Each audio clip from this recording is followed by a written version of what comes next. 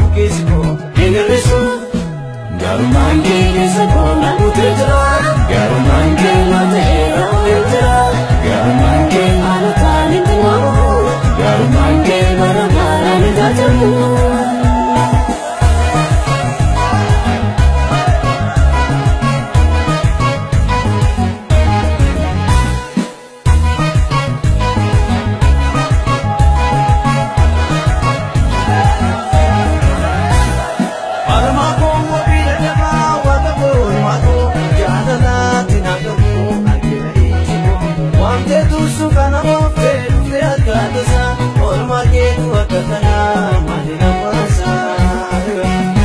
Ansikaba gelata, arubina lantame.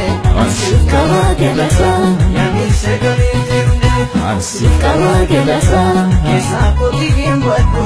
ansikaba gelata, Ola sago kuradu, ansikaba gelata,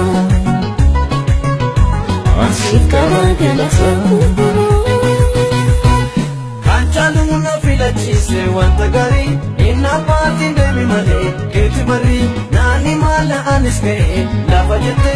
Erkati ulfina kana afunda jalate.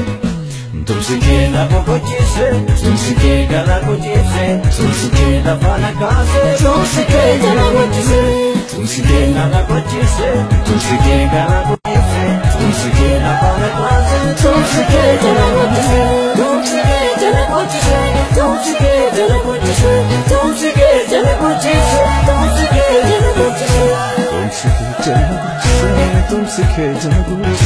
Tumsike janagu, chise, tumsike janagu.